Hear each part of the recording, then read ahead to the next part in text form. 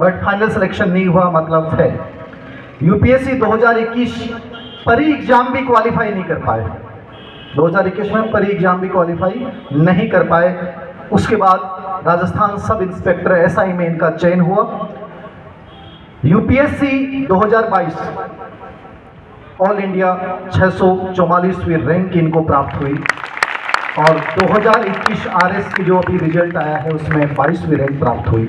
आप सोच सकते हो कि एकदम धरातल से जुड़ा हुआ एक बच्चा कैसे यूपीएससी तक पहुंचा, क्या कहानी रही होगी इनके जीवन की और क्या ऐसा मोड़ था कि पूरे जीवन की दशा और दिशा बदल गई। मुझे लगता है कि आज के युवाओं के लिए बड़े प्रेरणा स्रोत हैं।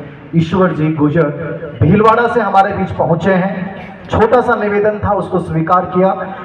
ईश्वर जी को सबसे पहले हम सुनेंगे, उसके बाद आगे का जो प्रतिभा सम्मान समारोह है उसको अपन कंटिन्यू करेंगे। तो मैं ईश्वर जी को मंच पे आमंत्रित करता हूं कि एक ऐसी प्रतिभा जिसने पूरे राजस्थान, पूरे भारतवर्ष को प्रेरित किया है, प्रभावित किया है। ईश्वर जी, आपका बहुत बहुत स्वागत है।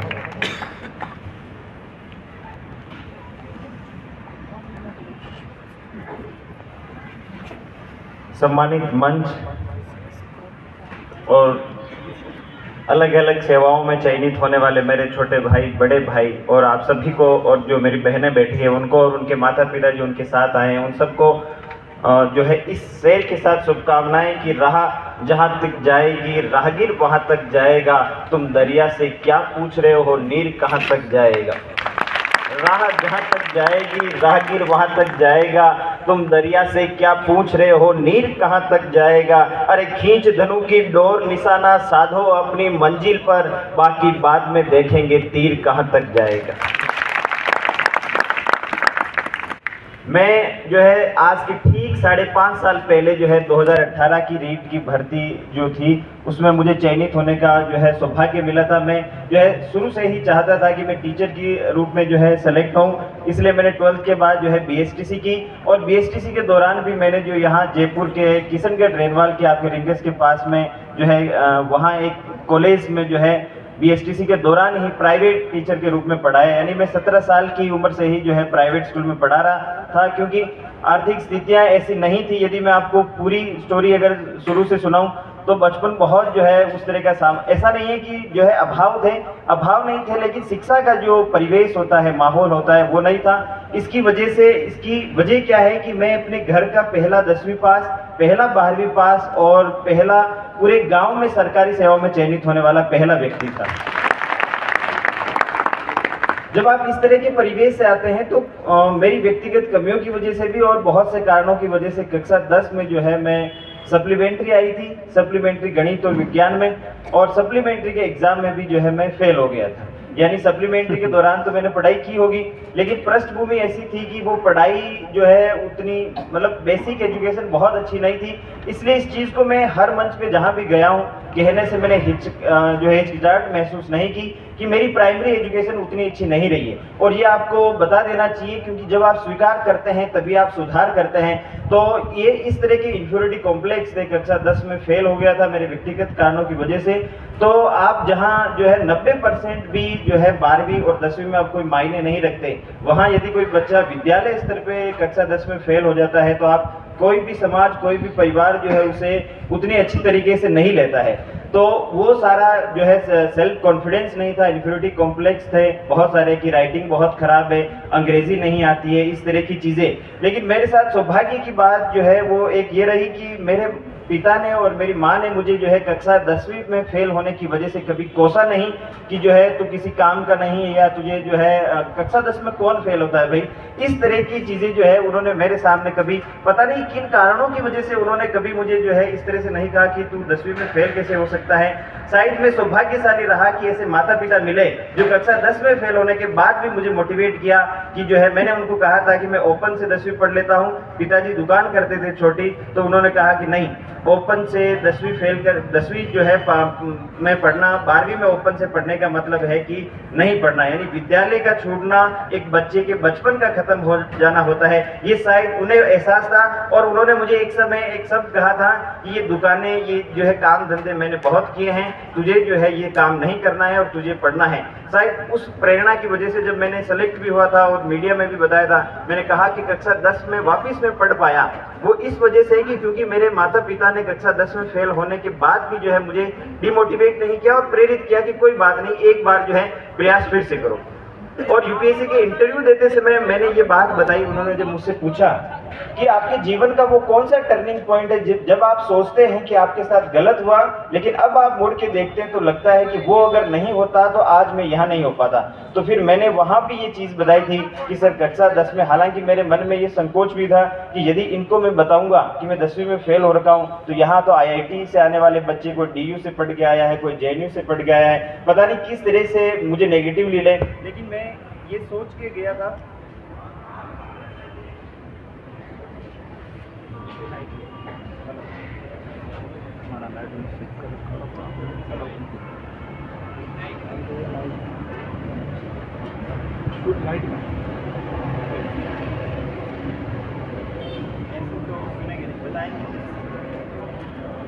ये जो क्षण था ये मैंने इंटरव्यू में, यूपीएससी के इंटरव्यू में इसलिए बताया था क्योंकि मैं सोच के गया था कि जो है क्योंकि बहुत स्वप्नशील इंसान थे, कॉन्फिडेंस अपने अंदर पता नहीं कैसे जो है जन्म से ही बहुत ज़्यादा था कॉन्फिडेंस। तो इंटरव्यू में भी ये चीज़ मैंने बताई उनको। उन्होंने जब कहा कि ऐसा मूवमेंट बताओ जो आपको लगता है कि आपके साथ गलत हुआ लेकिन वो है इस वजह से आप यहाँ हो, तो मैंने उनको बताया कि सर कक्षा 10 में फेल होना मेरे जीवन का सबसे बड़ा टर्निंग पॉइंट साबित हुआ और उसके बाद मैंने अपने जीवन की दशा और दिशा दोनों बदली।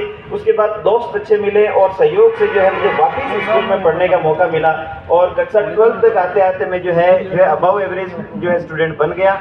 फिर मैं जैसे कहा कि किशनगढ़ रेलवाल में मैंने जो है देखो एक बार में मैंने कोई एग्जाम क्लियर नहीं किया, 10वीं भी 2 बार में किया। तो जो BSTC के लिए प्री एग्जाम होता है आप सबको पता ही होगा, तो वो प्री एग्जाम भी जब मैंने 12th के बाद दिया तो वो एक बार में क्लियर नहीं हुआ, तो वापस दिया 2015 में। और 2015 में मुझे यहाँ जो है जयपुर में पहली बार पलायन करने का मौका मिला, घर छोड़ के पहली बार मैं जयपुर आया। तो मैंने सोचा कि यहाँ वो सब जो है धारणाएं अपने हिसाब से बनाएंगे। स्कूल में बहुत दब्बू किस्म के और बहुत कमजोर विद्यार्थी रहे, लेकिन यहाँ वो सारी पढ़ाई करेंगे, वो सारे काम करेंगे जो स्कूल में नहीं किए, मतलब गलत काम नहीं करेंगे लेकिन अपने व्यक्तित्व को निखारने के, जैसे भाषा ठीक नहीं तो भाषा को ठीक करेंगे, राइटिंग ठीक नहीं तो उसे ठीक करेंगे, अंग्रेजी से डर लगता है तो अंग्रेजी ऐसा क्या है कि जो है अपने को डर लगता है उसे दूर करेंगे। ये 2-3 साल मैंने जो जयपुर में बिताए 2015 से लेकर 18 के बीच में किशनगढ़ रेलवाल में, उस संस्थान में मैं पढ़ाता भी था। मैंने BSTC भी वहाँ से की, तो वहाँ से मैंने बहुत सारी चीज़ें सीखी। फिर 17 में जस्ट ग्रेजुएट हुआ तो लोगों ने कहा कि सब जो है एग्जाम में फॉर्म भरने हैं, तो अपन ने वन रक्षक से लेकर IAS तक के सारे फॉर्म एक साथ भरे थे।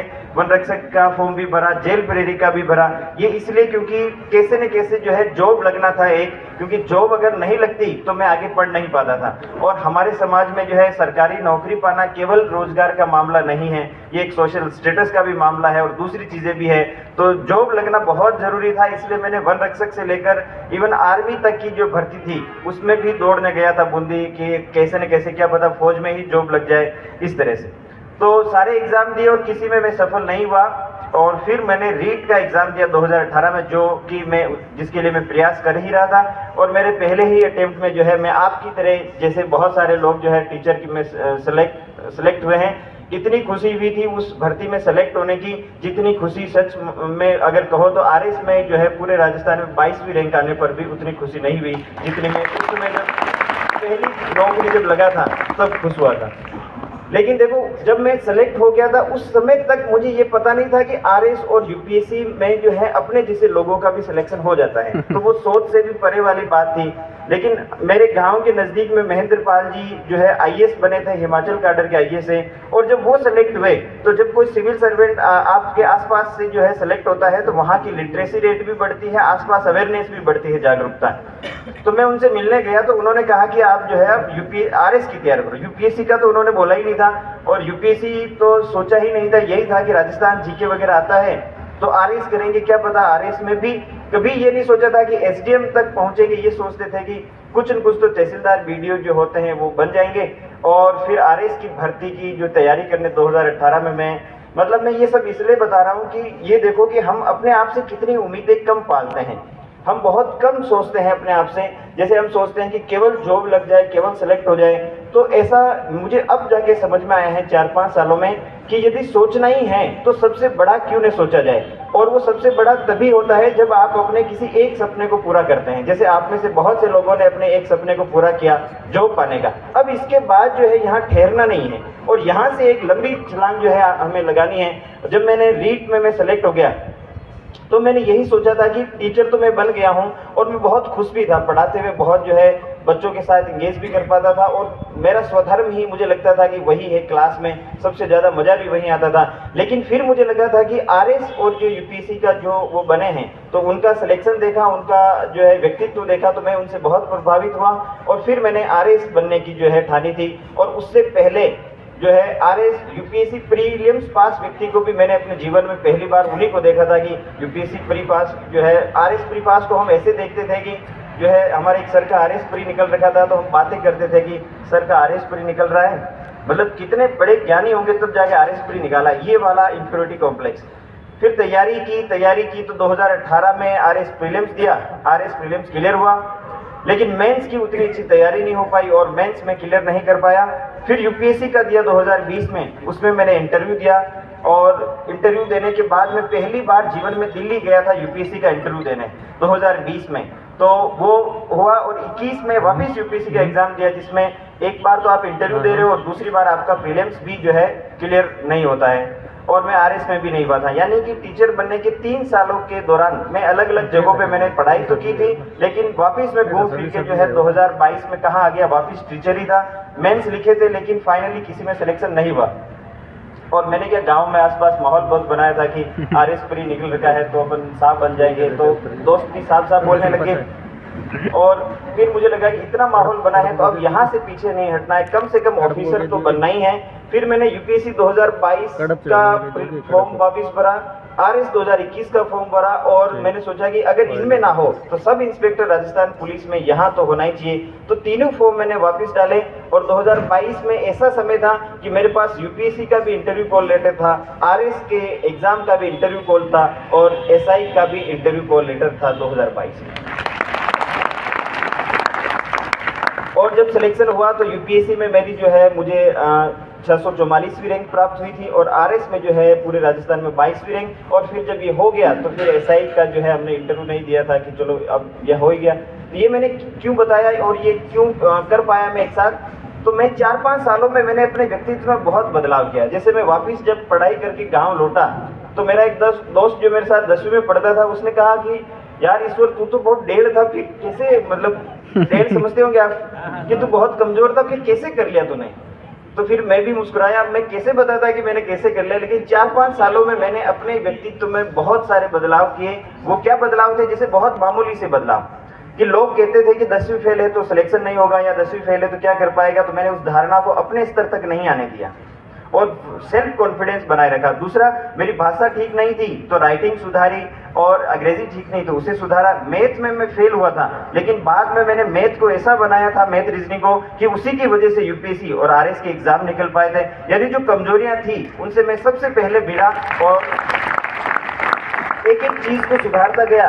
तो जो है वो चीजें जो है, जब जिस दिन यूपीएससी का रिजल्ट आया था उसे एक दिन पहले मैं ये सोच रहा था कि यूपीएससी में अपने जैसों का सिलेक्शन नहीं होता है, वो कोई और लोग होते होंगे और टॉपर्स होते होंगे जिनका सिलेक्शन होता है। लेकिन जब रिजल्ट आया और मुझे ये एहसास हुआ कि यूपीएससी क्यों करना है, इसलिए करना है क्योंकि हम यूपीएससी कर सकते हैं या आरएस कर सकते हैं। जब और ये मैं हर मंच पे ही इसलिए बताता हूँ कि आप कोई भी एक बच्चा ये सोचे कि यदि ये बंदा कर सकता है तो मैं तो निश्चित रूप से कर ही सकता।